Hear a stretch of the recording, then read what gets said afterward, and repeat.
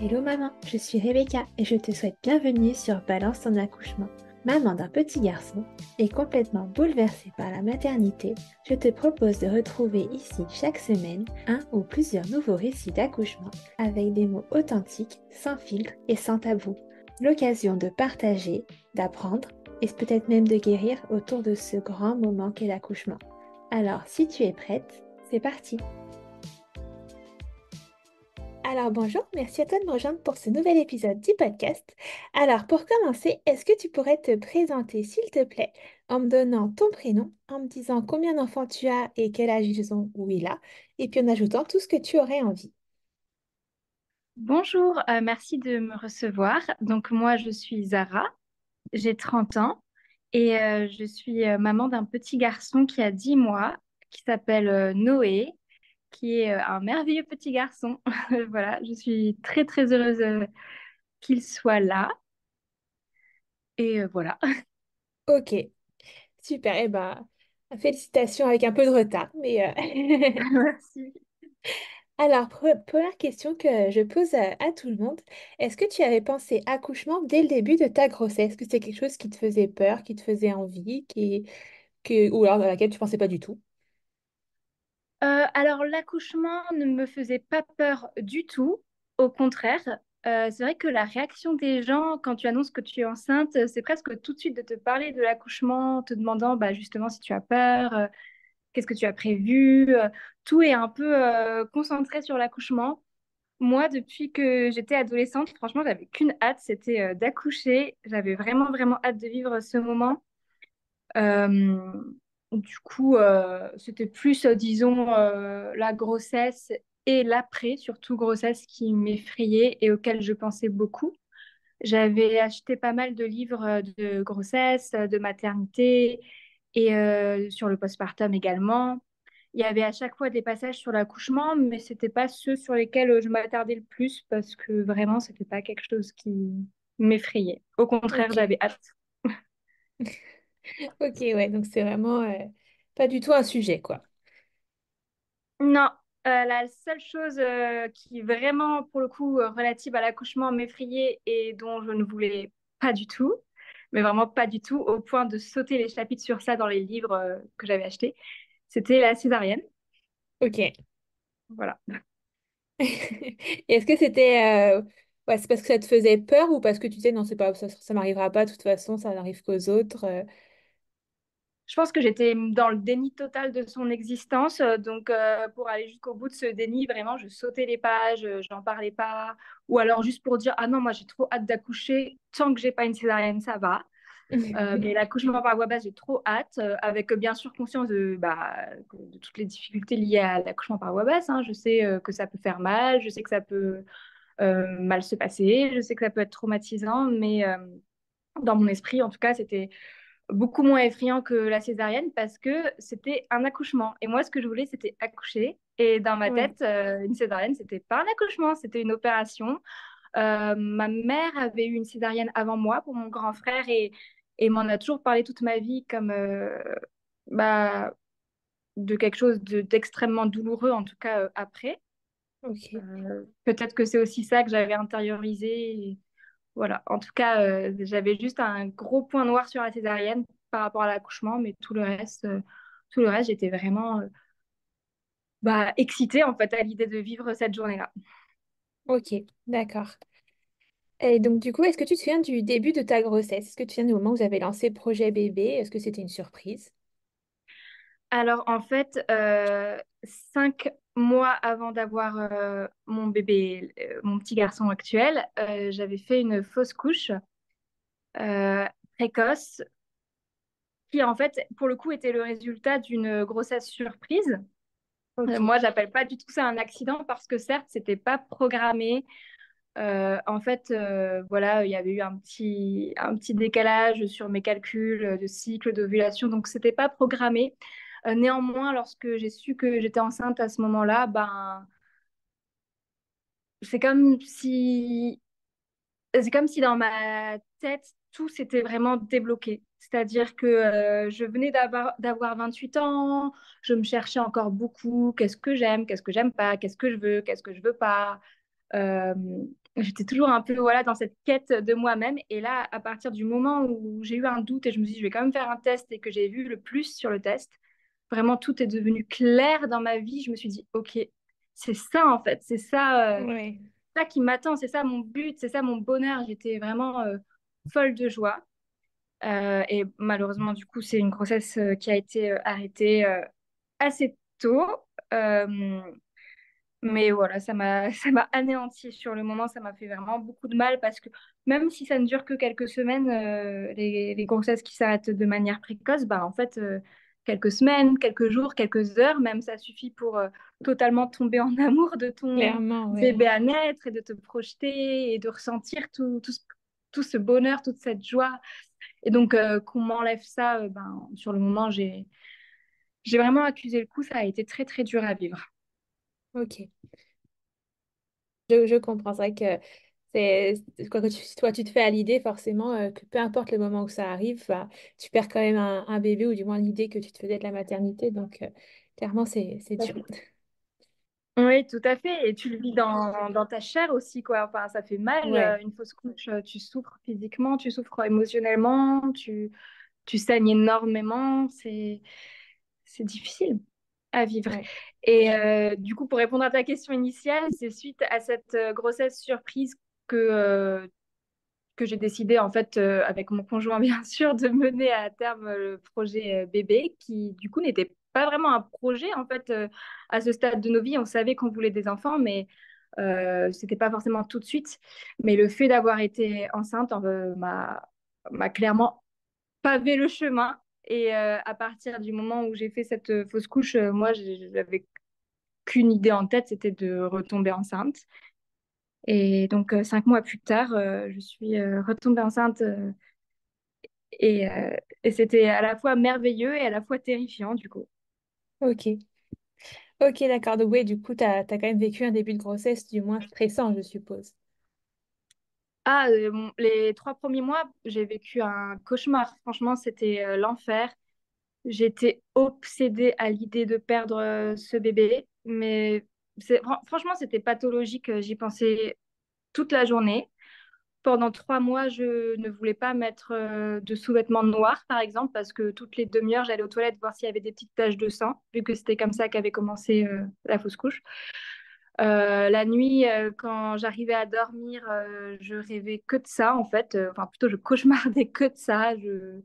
Je me voyais dans mes cauchemars baisser ma culotte aux toilettes et voir du sang partout. Enfin, c'était une angoisse sans fin. Et Ouais. du coup, le premier trimestre, je l'ai vraiment très, très mal vécu. J'avais peur de tout, en fait, du moindre petit dos d'âne en voiture, du moindre rhume que je pouvais avoir parce que c'était en automne-hiver. Voilà, tout me terrifiait. Ok, ouais.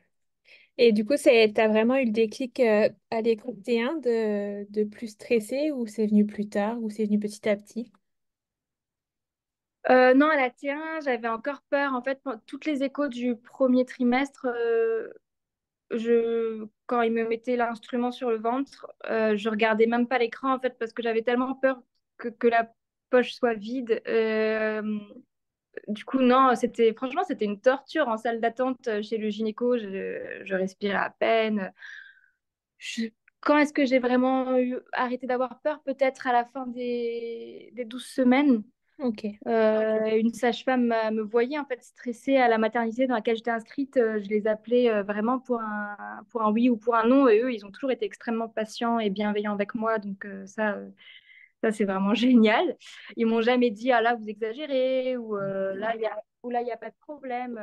Au contraire, ils me disaient, bah, au moindre doute, vous nous appelez, on est là pour ça. Mais toutefois, vers les 12 semaines, ils ont quand même un peu commencé à me dire, voilà, on va se calmer là un c'est petit bon, peu. quoi. Là, il faut peut-être, voilà, là, il faut un peu peut-être se relâcher. À ce stade, c'est extrêmement rare qu'il y ait des grossesses arrêtées. C'est pas impossible, mais c'est quand même très rare. Donc, tout petit à petit, il commençait quand même à me dire voilà, de me détendre un peu. Ouais, Donc, je dirais, ouais, à partir du deuxième trimestre, cette angoisse, bien que présente, a quand même été fortement atténuée. ok, d'accord. Et du coup, comment tu as vécu le reste de ta grossesse? Alors, une fois que ce stress de la fausse couche était assez évacué, Tu l'as quand même bien vécu physiquement, mentalement? Non, parce que en fait, à partir du deuxième trimestre, vraiment dès lors que j'entrais dans le quatrième mois, j'ai eu deux gros soucis physiques qui ont continué vraiment jusqu'au bout de la grossesse, jusqu'au dernier jour, quoi, jusqu'au dernier instant.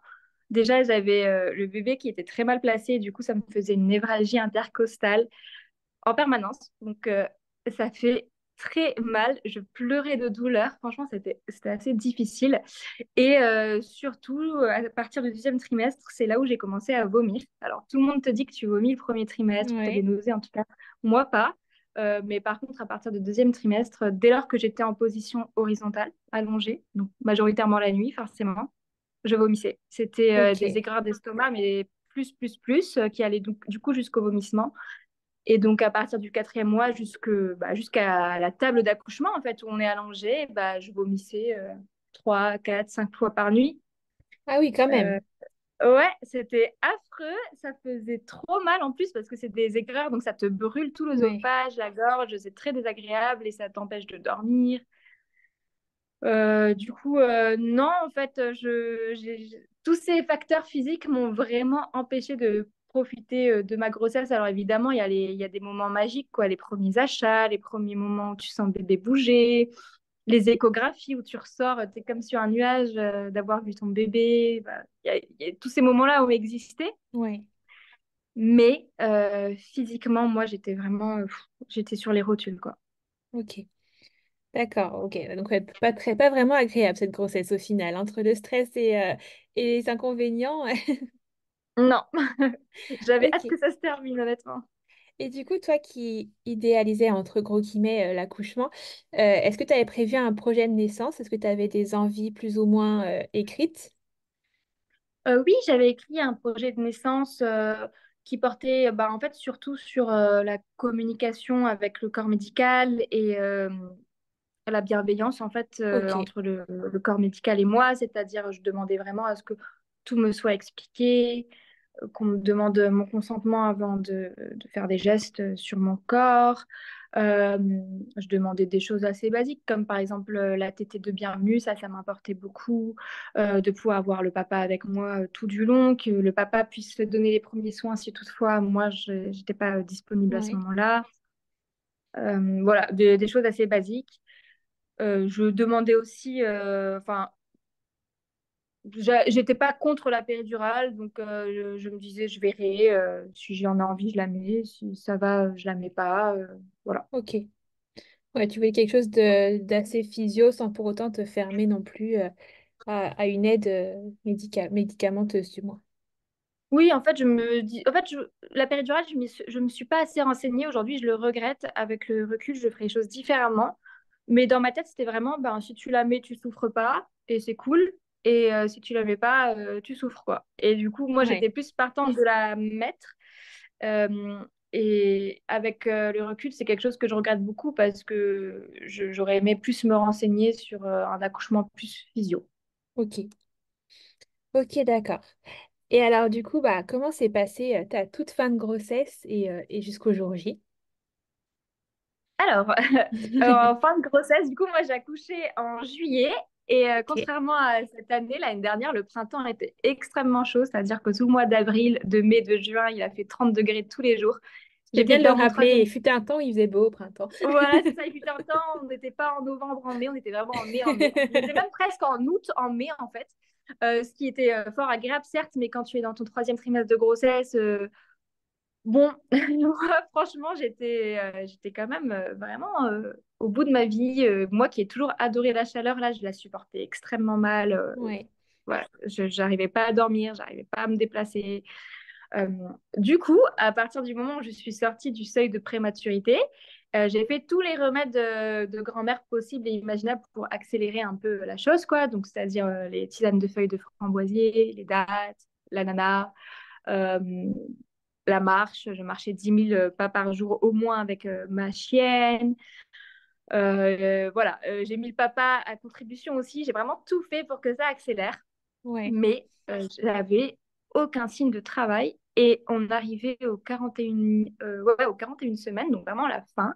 2 jours avant mon terme, j'avais rendez-vous chez le gynéco qui m'ausculte et qui me dit, bah, ce sera pas pour cette semaine, alors que mon terme était 2 jours plus tard, quoi. Il m'a dit, votre col, il est collé, il n'y a aucun signe de travail, vous n'avez pas l'ombre d'une contraction, enfin, rien ne se passe. Donc, bah, il me dit, le protocole, c'est d'attendre une semaine après le terme, et là, peut-être éventuellement faire un déclenchement, quoi. Ok. Sauf que il voyait que j'étais vraiment, vraiment mal à ce moment-là. J'en pouvais plus. J'avais qu'une envie, c'était que mon fils sorte. Et il fait les mensurations. Bon, c'est toujours un peu aléatoire, quoi, mais il fait les mensurations de mon fils comme il peut, puisque vraiment c'était la toute fin. Et là, il se rend compte qu'il fait déjà plus de 4 kilos. Ah oui. Et ouais. Et il me dit, il était grand, il mesure son périmètre crânien, il me regarde en me disant bah, bonne chance. Enfin bref, il n'était pas du tout rassurant quand même à ce moment-là. Et il me dit en fait là, cette semaine, il va rien se passer. Lui, il en était sûr. Il me dit en gros, ce qui va se passer, vous allez attendre une semaine après le terme, vous allez à la maternité, ils vont vous déclencher. Le bébé, il fait déjà plus de 4 kilos. Vous, vous en pouvez plus. Je vois que vous êtes très fatigué. Donc, il me dit en fait, pourquoi attendre une semaine? Le bébé il va juste prendre 300, 400 grammes en plus en une semaine, alors que de toute façon, un déclenchement est inévitable. Grosso modo, c'est ce qu'il m'a dit. Ok. Moi, dans mon état mental du moment, bah, en fait, je me pose pas de questions, hein, je lui fais confiance et je me dis, bah ouais, si je dois attendre une semaine comme ça, en plus difficile, tout ça pour que le bébé soit encore plus difficile à faire sortir, entre guillemets, quoi. Il me propose, grosso modo, il me dit demain, vous allez à la maternité, vous vous faites déclencher, vous attendez pas une semaine. Et moi, je dis, allez, ok, on y va, on fait comme ça. Je lui fais Ok. confiance, quoi. Encore une fois, avec le recul, je pense que je prendrai pas cette décision. Quand on est dans le dur, voilà, on a du mal à voir les Oui. choses Oui, et puis on autrement te qu'à vend l'instant vraiment le T. truc déjà, ça va être déjà très compliqué. Ça va faire que se compliquer encore plus. Et puis t'as mal, t'as chaud, t'en as marre. Franchement, on comprend, quoi. C'est ça. Et encore une fois, à ce moment-là, pour moi, la césarienne n'existait pas. Je me voyais quand même faire sortir un bébé qui faisait déjà au moins 4 kilos, qui ferait peut-être 4 kilos et demi si j'attendais une semaine de Ouais. plus. J'avais quand même peur d'être abîmée là en bas, quoi. Donc, c'était des craintes que j'avais, que j'ai partagées avec mon gynéco. Et donc, on a pris la décision de faire ce déclenchement. J'étais évidemment déçue parce que bah il y a aussi cet aspect magique de d'accoucher quand tu ne t'y attends pas, voilà, de partir un peu presque en catastrophe, allez vite, on y va, c'est le moment. Moi, du coup, bah le soir, je suis allée me coucher en sachant que le lendemain, j'allais à l'hôpital pour accoucher. C'était quand même un peu plus Ouais. formel, médicalisé. Et aussi, je me disais, est-ce que c'est juste par rapport à mon bébé? Parce qu'au final, un jour ou l'autre, il va vouloir sortir. Et là, j'avais aussi un peu l'impression de lui voler la toute première décision de sa vie. Ok. Mais bon, voilà, j'ai quand même fait confiance à mon gynéco. Et c'est pas que lui, hein, c'est moi aussi. À ce moment-là, Oui, vraiment, j'en oui. pouvais plus. Donc voilà. Donc, je rentre, je prépare tous les derniers petites choses à préparer dans le sac pour bébé, pour maman, pour papa. Et je vais me coucher. Mais alors, clairement, le soir-là, j'ai pas dormi du tout, quoi. J'étais comme une petite fille avant Noël. Mhm. J'étais toute excitée. Le lendemain matin, on part à la maternité.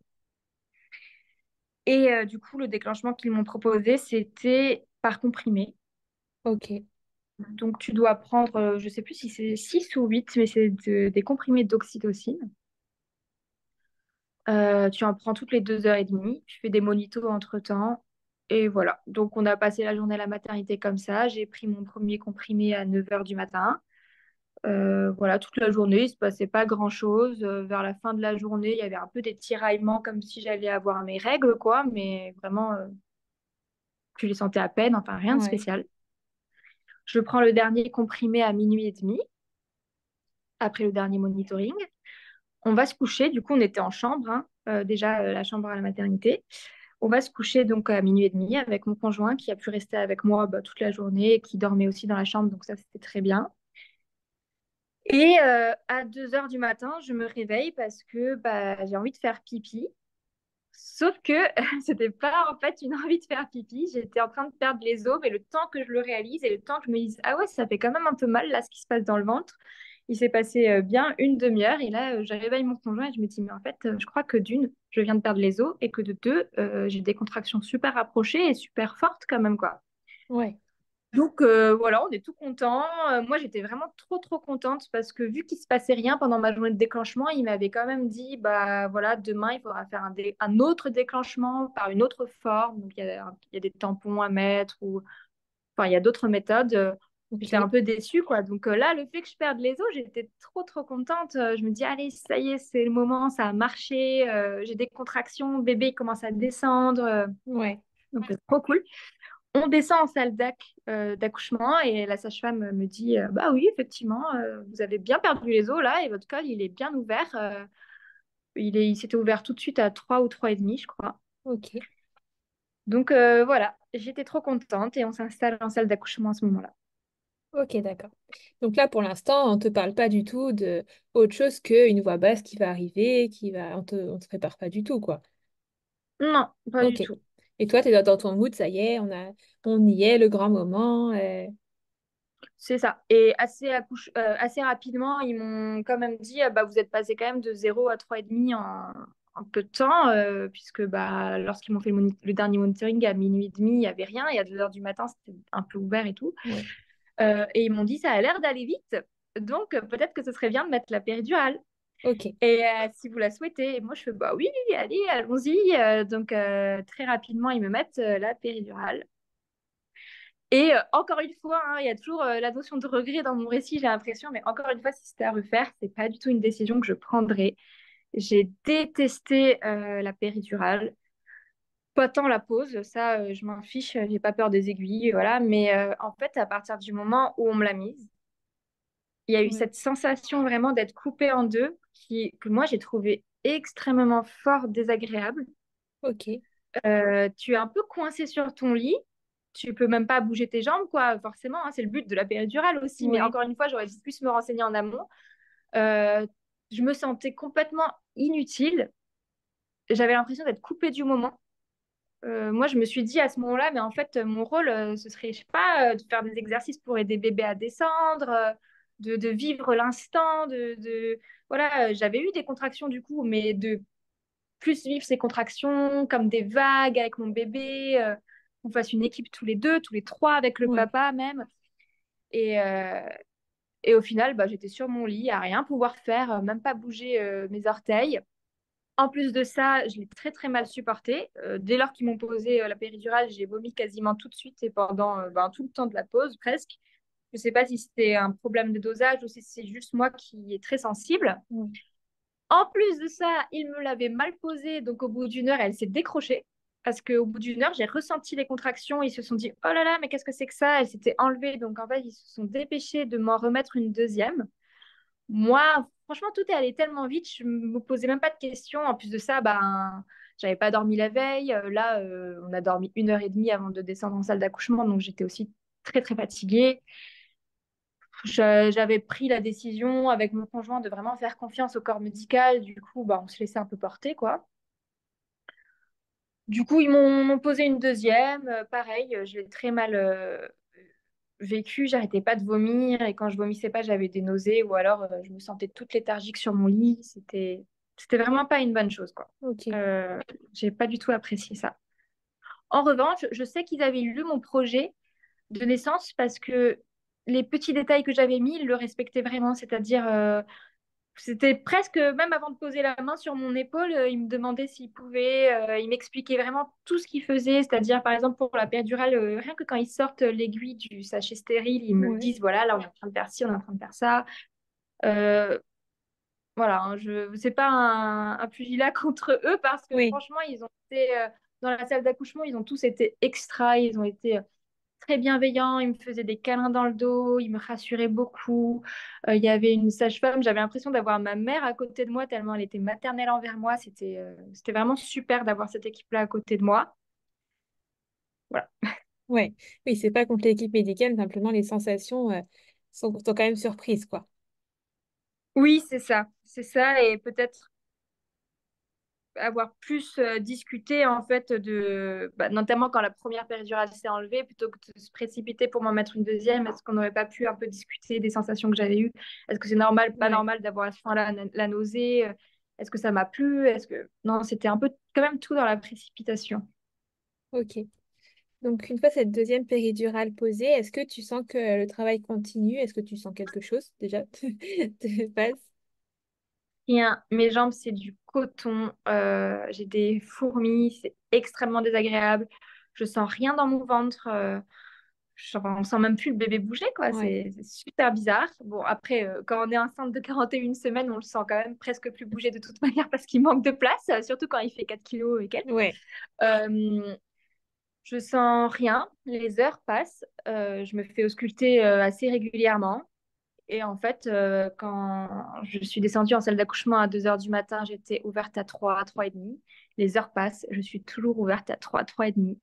Rien ne se passe. Eux, ouais. ils comprennent pas trop pourquoi. Ils essayent différentes choses. Ils me mettent une sonde pour vider ma vessie. Peut-être que ça va laisser plus d'espace au bébé. Ils essayent des manipulations. Mais rien ne se passe. Voilà, les contractions sur le monitoring, moi, je les sens pas, mais elles s'intensifient pas. Elles sont toujours au même stade. Et surtout, bah, le col, il bouge pas, quoi. Ouais.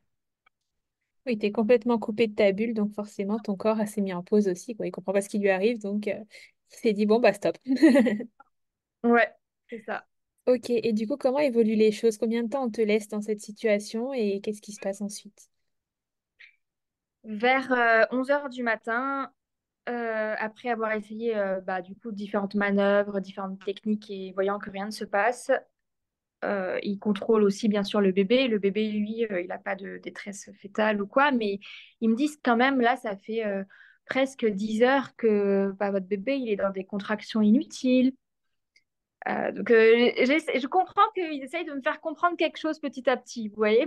Et, Ouais, et là, ils me disent, ah bah, on va peut-être appeler votre gynéco, voir ce qu'il en pense. Ok. Du coup, ils l'appellent, mon docteur. Ils reviennent vers moi, ils me disent, il arrive.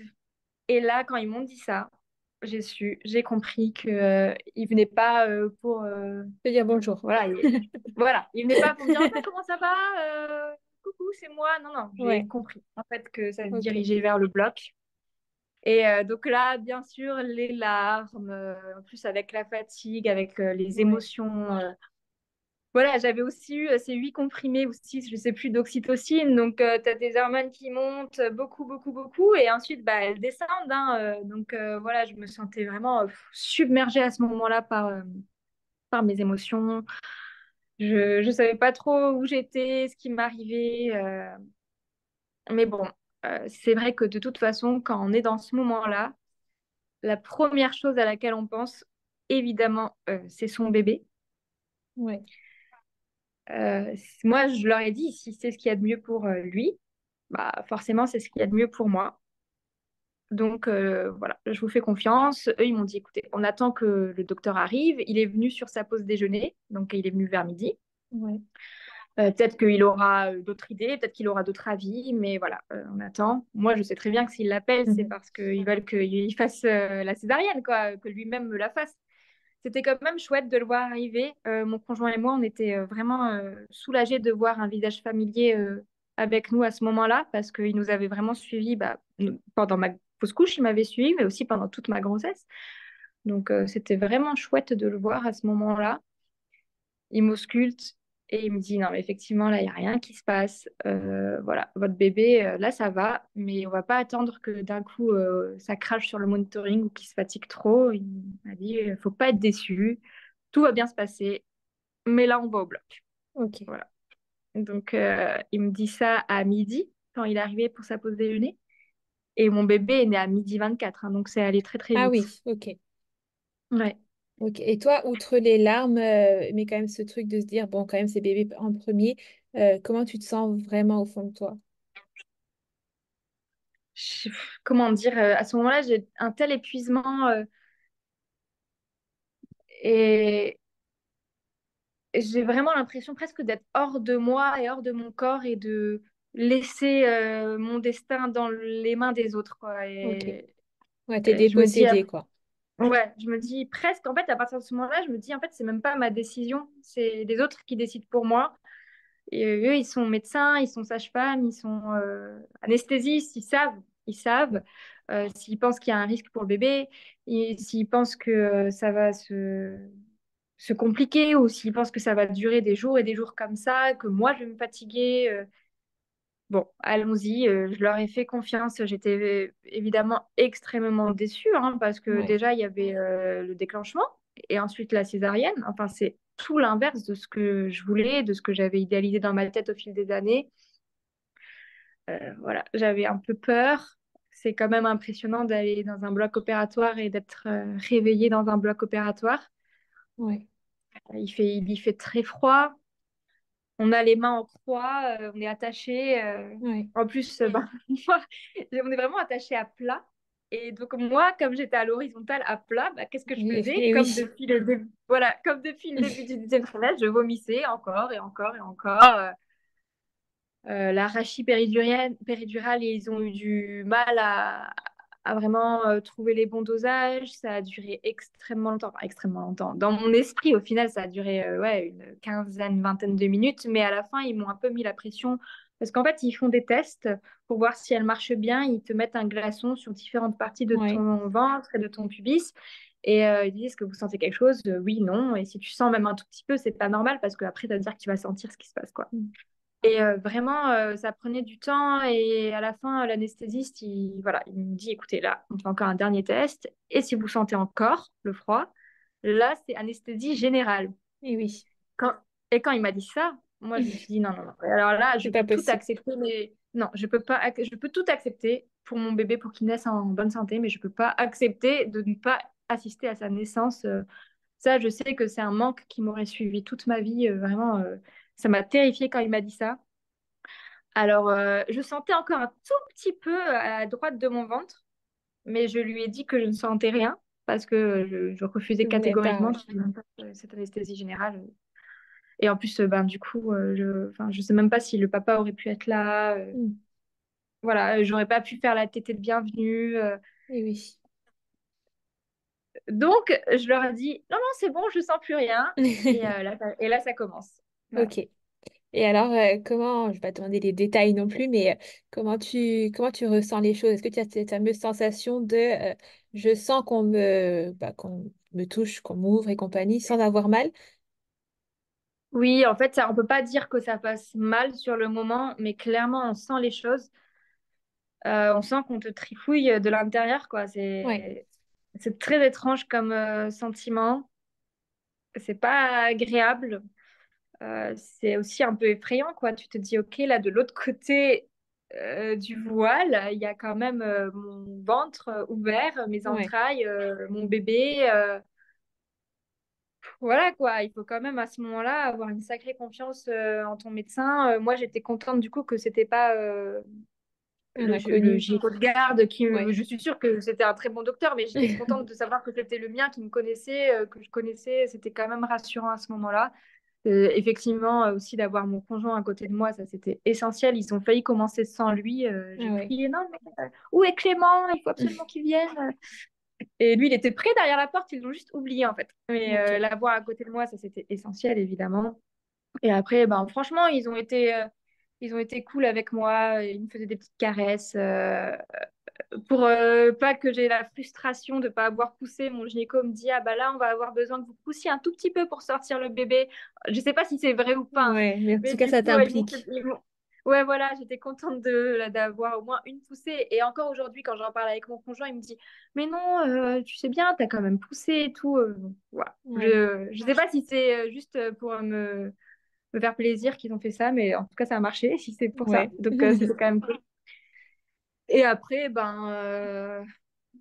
en fait, sortir le bébé, ça va extrêmement vite. Oui, C'est l'affaire de quelques minutes. ok. Et tu as pu le voir tout de suite, du coup?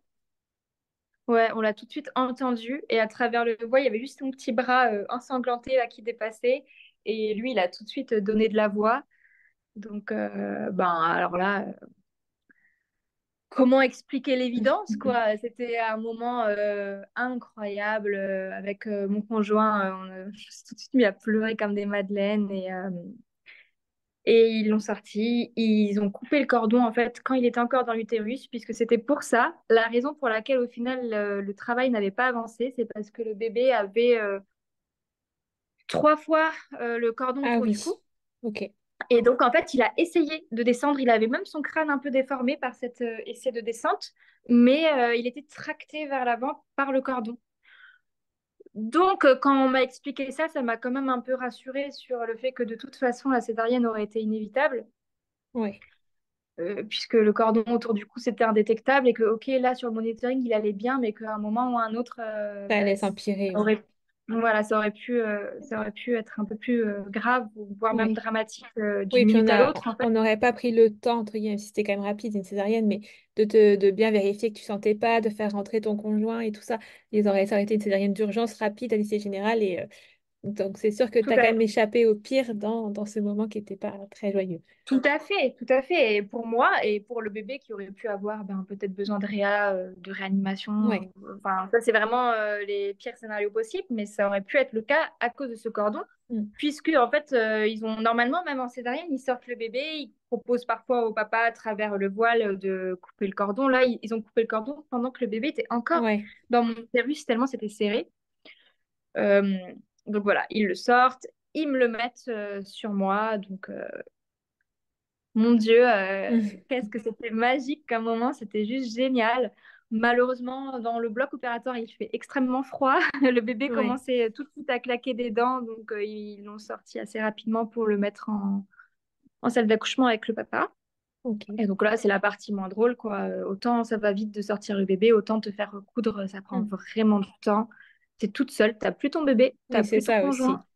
Ouais, c'est toute seule dans ce bloc froid. Moi, j'étais frigorifiée. Je me suis sentie vide. Ça, je pense que césarienne ou voix basse, toutes les mamans qui accouchent peuvent avoir peut-être cette sensation de vide une Ouais. fois que le bébé est plus dans le ventre, quand on est tellement habitué à cette fusion. Et là, on est toute seule pour la première fois depuis 9 mois. Ouais. Et là, le temps est long, quoi. Le temps est long. Ok. Et du coup, tout se passe quand même plutôt bien sur le plan médical, même si pour toi c'est très long, surtout que tu n'as plus d'échéance, quoi. Tu n'as qu'une envie, c'est d'aller retrouver ta famille. Donc, Ah oui, tout à fait. J'avais qu'une hâte, c'était de sortir de ce bloc et de pouvoir les rejoindre en salle d'accouchement, même si je savais que ça allait être encore une fois très rapide, puisque ils m'ont autorisé à faire la tétée d'accueil, mais ensuite, après une césarienne, on passe à la salle de réveil, quoi. ouais. Donc voilà. Ok. Heureusement, j'ai pu faire cette tétée d'accueil qui s'est merveilleusement bien passée. Mon fils a tout de suite pris le sein comme s'il avait fait ça toute sa vie. Quand on est enceinte, surtout du premier, qu'on n'a jamais allaité, on se pose beaucoup de questions sur l'allaitement. En tout cas, c'était mon cas, quoi. Est-ce que je vais Ouais. réussir? Comment on se place? Machin. J'avais participé à des ateliers. Mais en fait, c'est ton bébé qui t'apprend tout, quoi. C'est Ouais. incroyable. Lui, il sait quoi faire, il sait où aller, il sait comment faire. Il était absolument incroyable, trop fort, trop fort. Et voilà, il a mangé à mon sein pendant de longues minutes. C'était un moment hors du temps. J'ai adoré.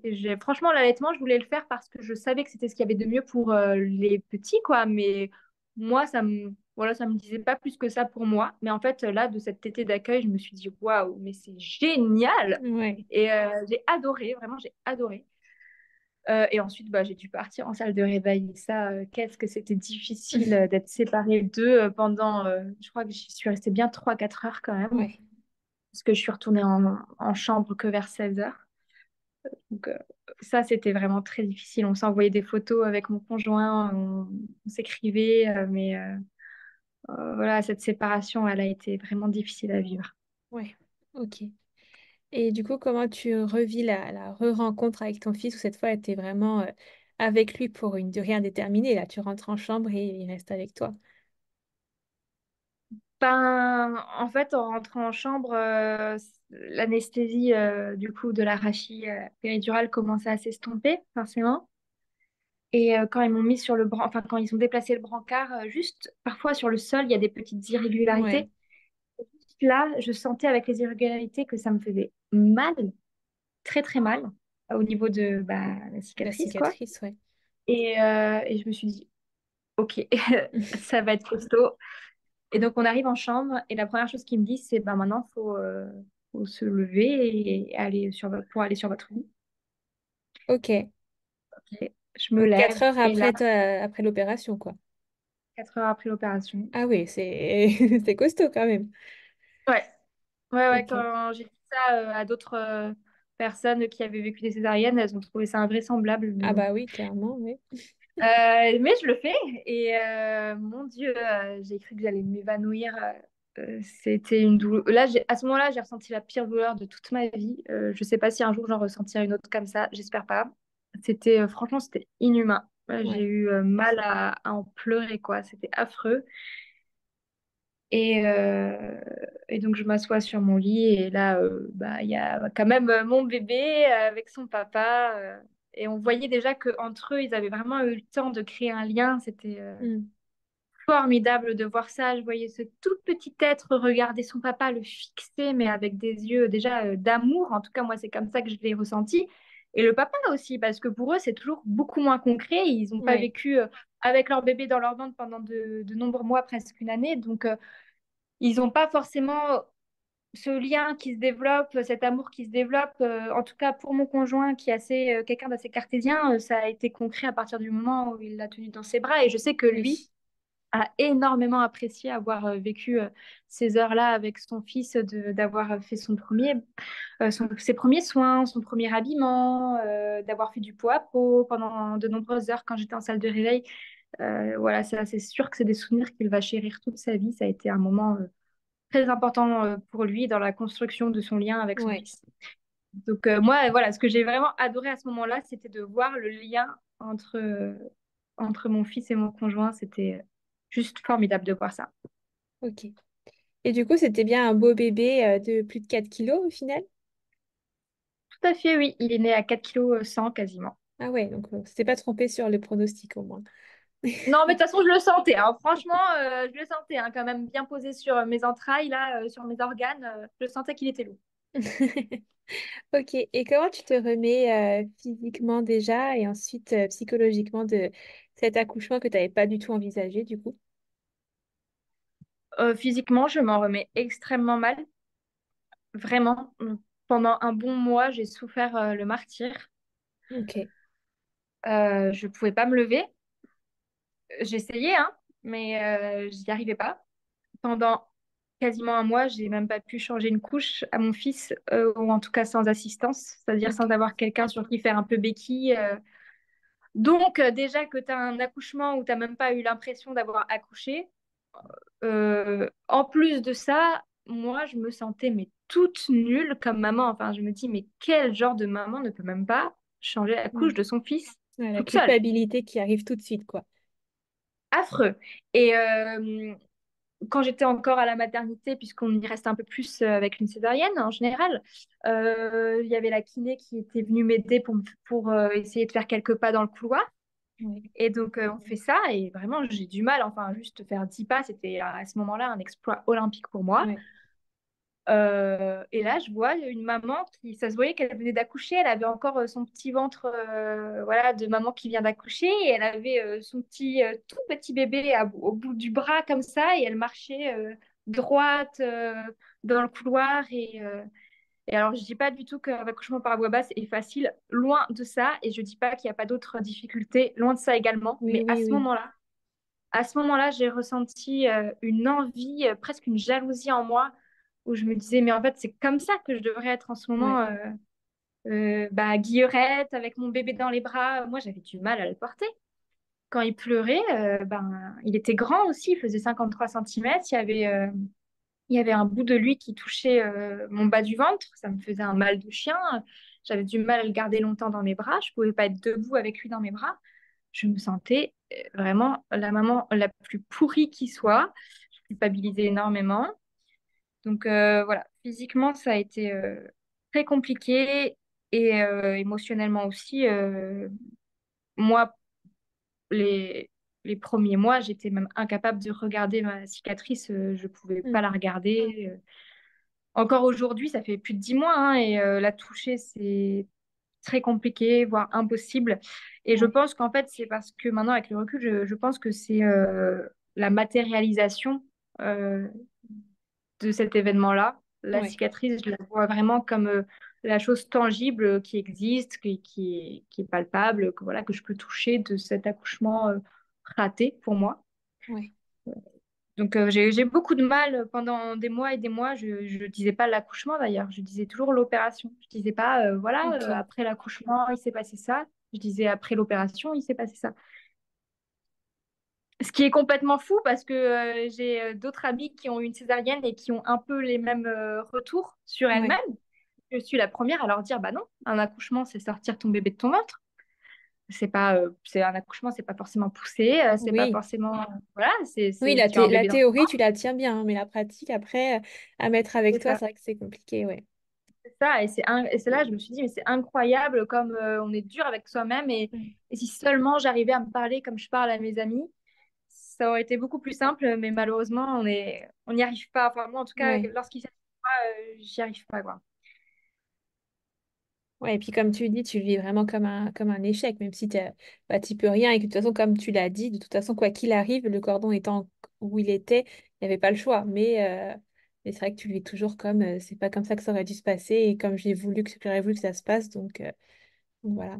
Tout à fait, et surtout cette douleur aussi physique qui m'a franchement traumatisée parce que c'était d'une violence. Ouais, J'avais jamais rien connu d'aussi douloureux de toute ma vie. Je savais pas, en fait, je savais pas qu'on pouvait avoir aussi mal. ouais, Et en plus, se lever et s'occuper d'un enfant, parce que c'est quand même la plus grosse opération abdominale qui existe aujourd'hui. En dehors de la grossesse, si on a une opération abdominale aussi grosse ou même pas aussi grosse, ben, on s'attend après l'opération à ce que tu restes couché, que tu sois en et convalescence. oui, Voilà, on te dit pas lève-toi et marche quoi. Mais on ouais, s'attend pas à ce que tu t'occupes en plus avec un sens de l'abnégation absolument totale d'un autre être humain, ce qui est normal. Je suis sa maman, je suis là pour lui, j'avais envie d'être là pour lui. Mais c'est difficile quoi. ouais, Et je me souviens d'une puéricultrice à la maternité qui était venue. À ce moment-là, mon conjoint était sorti faire quelques courses pour ramener dans notre chambre. Et donc, j'étais seule avec le bébé. Et elle me dit, ah bah là, il va falloir lui changer la couche. Et je venais d'avoir la césarienne, hein, c'était 2, 3 jours avant. Et donc, je lui dis, ben oui, oui, d'accord, mais je vais avoir besoin d'un peu d'aide parce que j'ai du mal à le faire toute seule. J'ai du mal à me lever. Et elle me regarde et elle me dit, bah, va falloir prendre sur vous. Et alors, je sais pas si c'est parce que j'étais à fleur de peau ou je sais pas si c'est si grave que ça, mais sur le moment, cette phrase, je l'ai très, très mal prise parce que bah, j'avais l'impression de faire que ça, moi, de prendre de sur moi, prendre en sur fait. toi, ouais. Bah oui, Voilà, et qu'est-ce que c'est censé dire que je fais pas assez pour mon bébé, que j'ai tort d'avoir aussi mal, que je devrais être en capacité de me mettre debout, mais en fait, ouais, oui, il y a des femmes qui ont des césariennes et qui 2 jours après arrivent à se mettre debout. Il y en a d'autres qui prennent encore plus longtemps que moi. En fait, ça dépend comment ton corps réagit, comment tu cicatrises, oui, oui, ton niveau de sensibilité, ça dépend de plein de choses. Et à ce moment-là, je me suis sentie vraiment culpabilisée par cette femme et c'est vraiment resté en moi. C'est fou hein, parce que le corps médical a été très bienveillant envers moi. Tout le monde a été génial. Tout le monde m'a beaucoup rassurée. Et il a suffi qu'une personne me dise un propos ouais, un peu déplacé pour que ce soit ce propos qui reste en moi.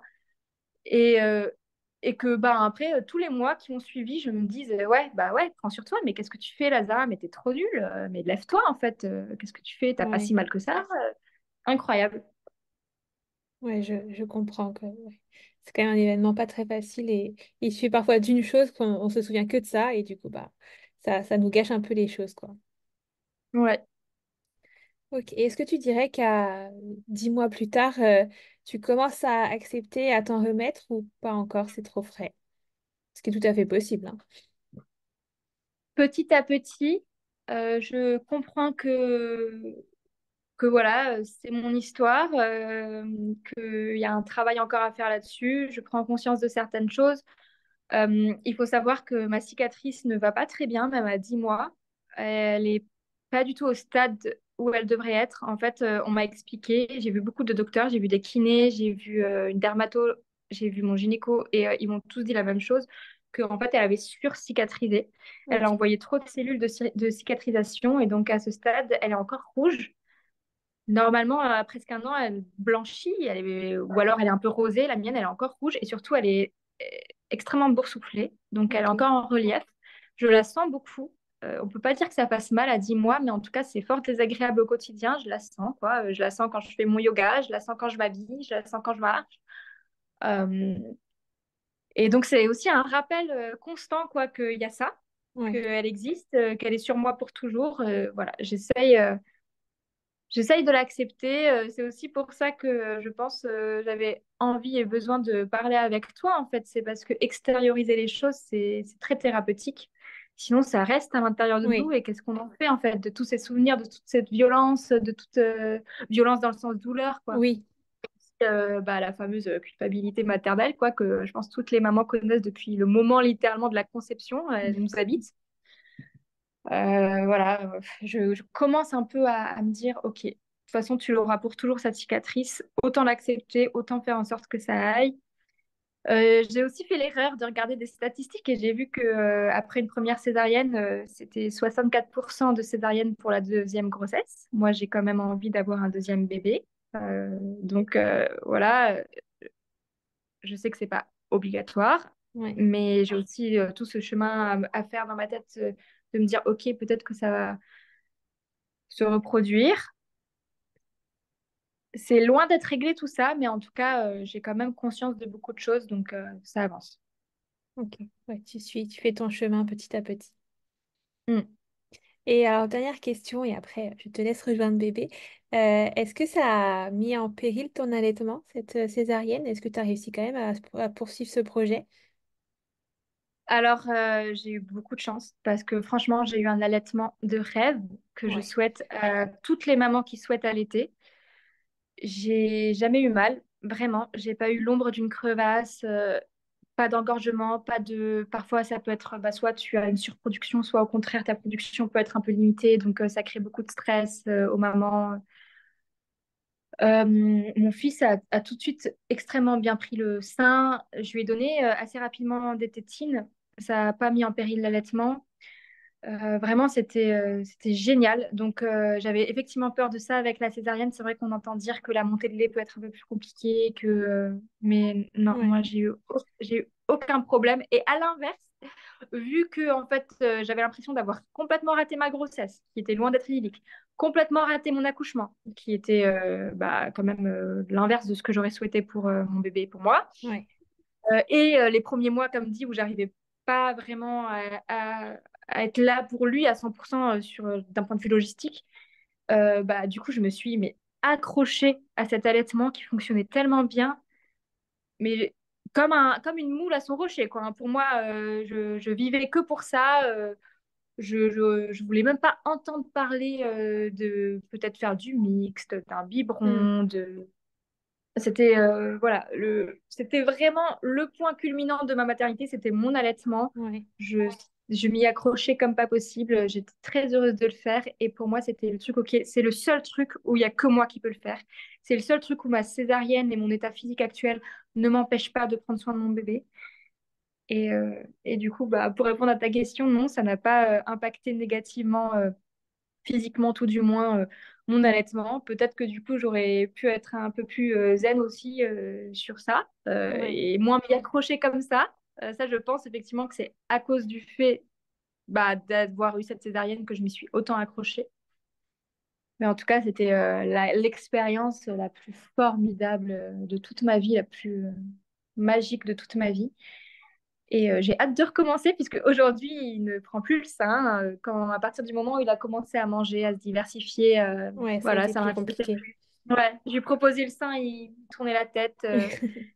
Donc voilà, j'ai respecté sa décision. Il n'avait plus envie en fait. Donc ma foi, on était deux hein, dans cet allaitement et s'il n'en avait plus envie, en plus ça coïncidait aussi avec le moment où je reprenais le travail. Donc je me suis dit bon, Ouais. Un c'est mal pour un peut-être aussi bien. voilà, c'est peut-être aussi comme ça que ça doit se passer. Mais en tout cas, j'ai hâte, j'ai hâte de recommencer rien que pour ça, quoi. Ouais, ok. Ouais, une petite lueur d'espoir dans tout ça. Tout à fait. Ok, eh ben écoute, merci beaucoup d'avoir témoigné, d'avoir partagé ton expérience avec autant de sincérité et de vérité. C'est vrai que peut-être très dure avec toi, hein, je vais pas te le cacher, mais je pense qu'on est toutes dures avec nous quand on vit des moments comme ça. Enfin, bon, je suis la première à penser pareil, hein, pour avoir vécu pas la même expérience, mais pas loin. Je comprends tout à fait ce sentiment et je pense que tu n'es pas la seule. Et je pense que ça va rassurer aussi des mamans qui ont peut-être, enfin, qui ont sûrement vécu la même chose que toi. Même si je tiens à rappeler quand même que c'est pas votre faute et que, mais ça tu le sais très bien, je veux dire, enfin, je vais pas non plus insister parce que même toi tu l'as dit, tu sais que c'est pas ta faute et tu sais que quoi qu'il arrive, ça aurait dû se passer comme ça, mais ça n'enlève pas le sentiment de culpabilité, donc je trouve que c'est bien d'en parler. Évidemment, évidemment. Et s'il y a un conseil que je peux donner aux nouvelles mamans, c'est vraiment de s'entourer d'autres nouvelles mamans. Parce que dans les moments les plus difficiles des premiers mois, ça peut être difficile quand même, d'autant plus quand c'est ton premier et que c'est toute ta vie qui va se trouver bouleversée, euh, d'être entouré par des personnes bienveillantes qui vivent exactement la même chose que toi au même moment, ou alors quelques mois d'intervalle, même Ouais, quelques années d'intervalle, mais voilà, qui sont aussi un peu dans l'œil dans de le la dur. tempête, on va dire. Voilà, moi, ça a été la chose la plus salvatrice de mon entrée dans la maternité. C'était vraiment que j'ai eu beaucoup de chance. J'étais entourée de plein de nouvelles mamans comme moi, des personnes formidables, bienveillantes, qui m'ont toujours rassurée, à qui j'ai pu me confier sur des choses très dures comme ce que j'ai pu dire aujourd'hui avec Ouais, toi. Et ça a été le saint Graal vraiment dans ma maternité, c'est d'avoir ces femmes fortes et gentilles, fondamentalement gentilles autour de moi, qui ont su vraiment m'aider dans les moments les plus durs. Donc voilà, si j'ai un conseil à donner aux nouvelles mamans, c'est inscrivez-vous quand vous avez eu votre bébé à des ateliers. Ça peut être n'importe quoi, hein, du yoga postnatal avec bébé, des ouais, ateliers de portage, des groupes de parole, ou simplement des petites balades en poussette. Je sais que dans mon quartier, il y en a qui existent et c'est comme ça qu'on se rencontre en fait et qu'on crée des liens si forts. Vraiment, sans elles, sans ces femmes, je ne sais pas si je serais en état mental de témoigner aujourd'hui, quoi. ouais. C'est beau et c'est bien d'en parler, c'est sûr. Et ben merci encore beaucoup à toi et ben, je te dis à bientôt. Merci Merci beaucoup d'avoir écouté cet épisode jusqu'au bout. Si jamais il t'a plu et que tu souhaites aider le podcast, n'hésite pas à laisser une petite note sur l'application d'écoute sur laquelle tu es actuellement ou un petit commentaire. Ça me ferait très plaisir et ça peut être d'une grande aide pour aider le projet à avancer. En attendant, je te retrouve mercredi prochain pour une nouvelle histoire d'accouchement.